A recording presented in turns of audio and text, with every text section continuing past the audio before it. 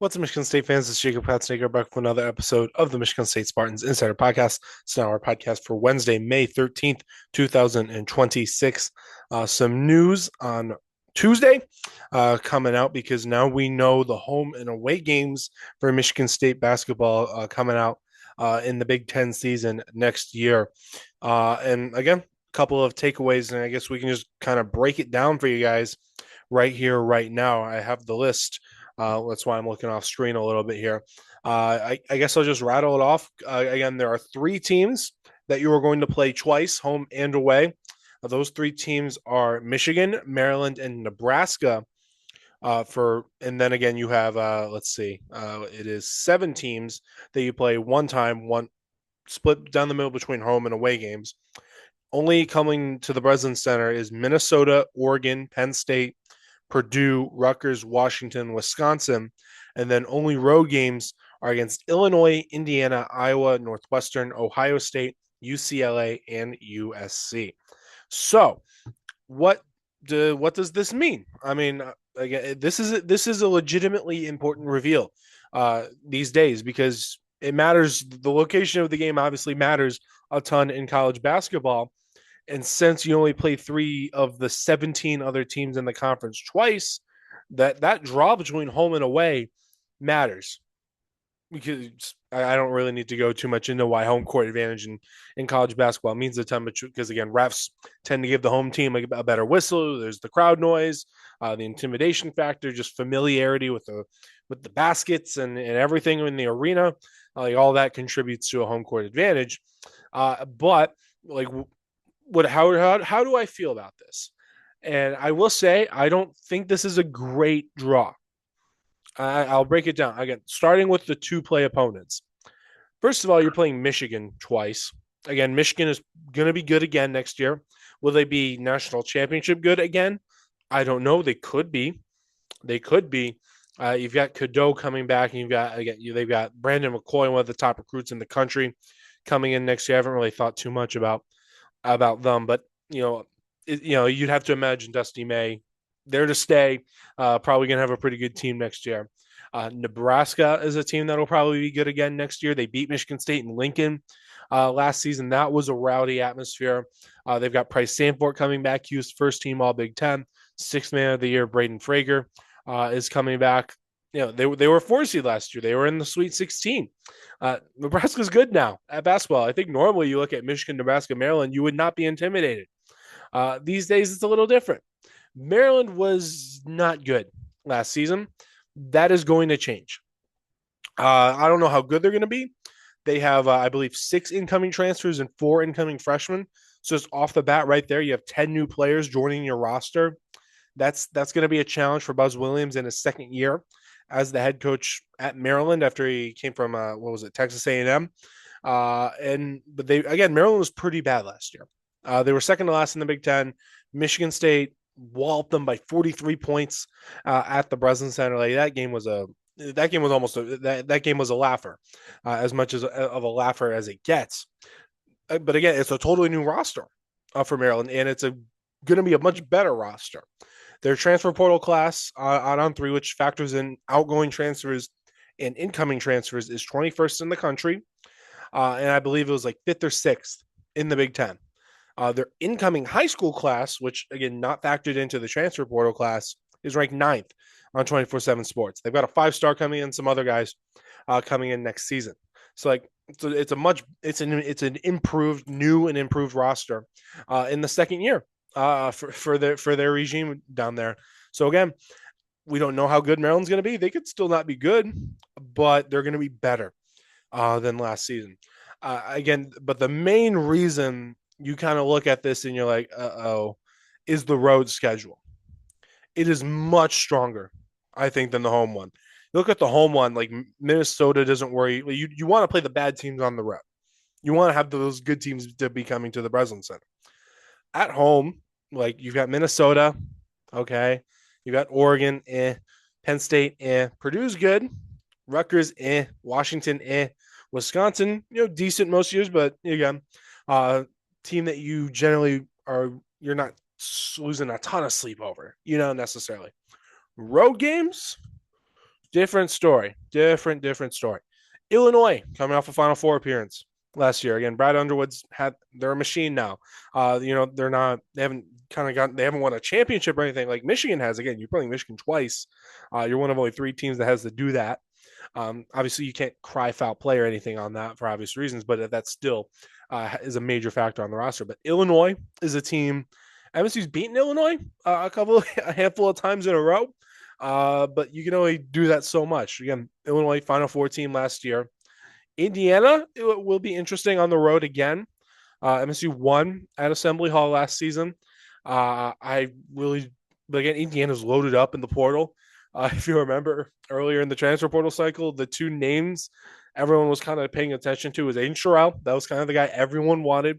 He was number one on my list, on the wish list. And then number two was Samit Yigitolu. Indiana got both of them from away from Michigan State.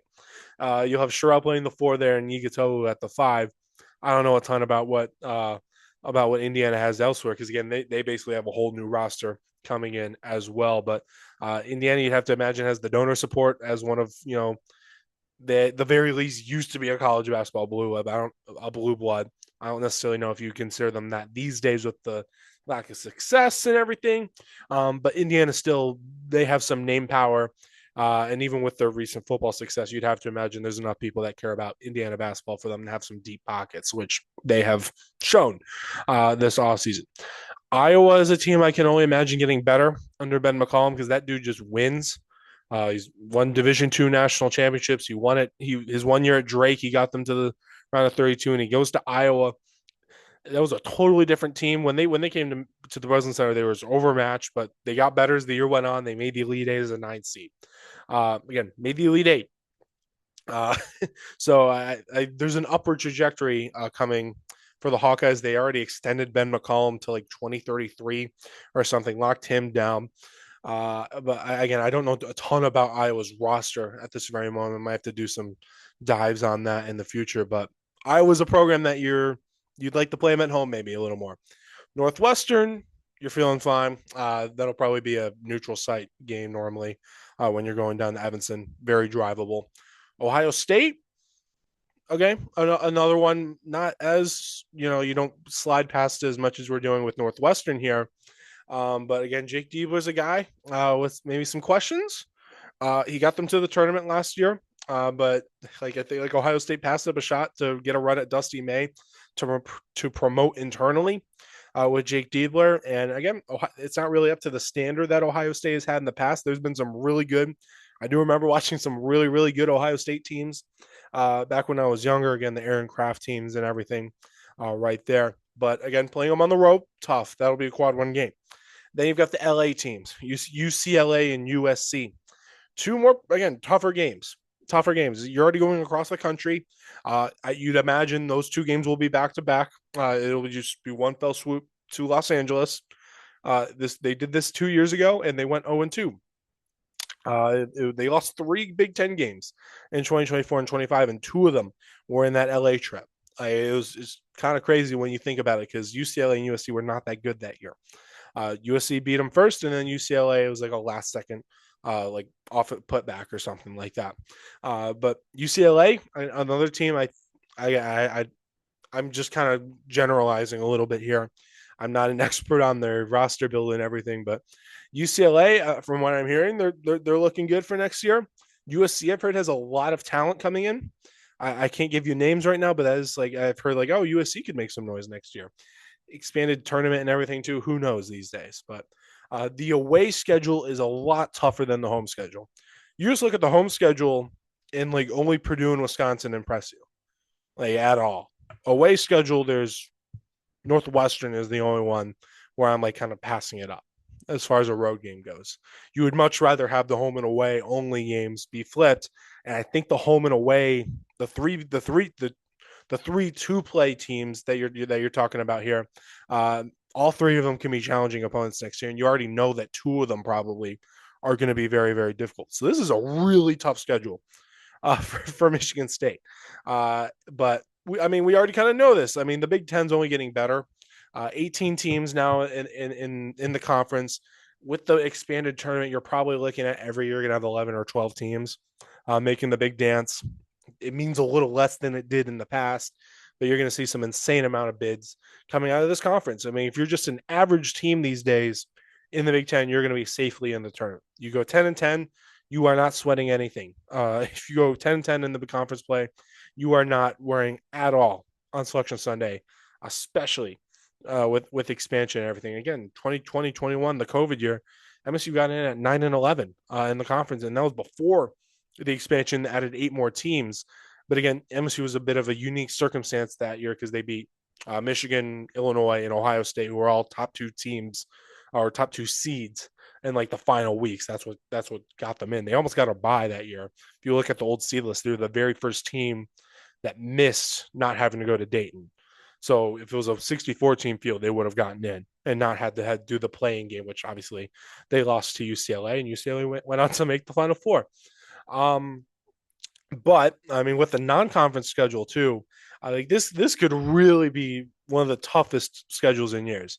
Big Ten's only getting better. You're only seeing more talent consolidate in the SEC, in the Big Ten.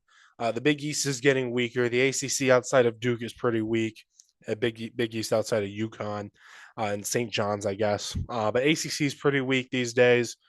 SEC and Big Ten separating themselves is, I mean, you just kind of see it in the metrics as well with Ken Palm, Wab, Torvik, and everything. It's kind of like football. You're starting to see some separation from the pack in that way, and obviously I mean, it's tough to say it on my Michigan State podcast here, but Michigan kind of ending that championship drought for the Big Ten does help the conference's prestige a little bit in that way because you kind of have that monkey off your back of the 2000 MSU team being the last team from the conference to win it. You have the Maryland one a couple years later, but they were in the ACC at that time, of course. But again, just with the non-conference schedule too, we'll just do a quick little breakdown of this since I have a couple more minutes to fill right here. It's just, I mean, you've got UConn again, exhibition game at home. That's not going to count, but there's going to be a lot of takeaways from that one. Believe me, because like those teams are going to be trying. There's going to be some wonky lineups. You're going to see Izzo experiment a bit. You're going to see Dan Hurley experiment a bit, but like that you're going to have a fun atmosphere in that game. You're going to see a very interesting style of basketball. But once you even get to the games that count, you've got Duke in the conference in the Champions Classic. That's in Chicago. That'll be the primetime game. I'm not. It's not officially the primetime game yet, but it's a more juicy matchup this year than Kansas Kentucky. So Michigan State Duke. That's going to get a lot of eyeballs on it. That's going to be a really really big one. Say if you go in and beat Duke, you're on a track. You're already early season. You're on a more inside track to be a 1 seed come March. Let's see, Gonzaga. You're going to California. I should have added this. You are going to California earlier in the year, so you will have that experience of having gone and you're not going to LA necessarily, but you're making that cross country trip. You're having that time zone change. It'll kind of be it'll be a good trial run for those 2 games in LA later on in the year. And obviously Gonzaga, they made 27 straight tournaments. MSU's made 28, the 2 longest streaks technically according to the NCAA, still active going on right now. What am I forgetting? Oh, Tennessee in Arkansas. You have a road game against Tennessee. Again, I'm talking about Big Ten. SEC is only getting better. Tennessee, again, I've said it a few times here. They're one of the more quietly underrated programs as of late. They've made the last 3 Elite Eights. They haven't gotten over that hump again in that 4th round and gotten to the national semifinal and the Final Four.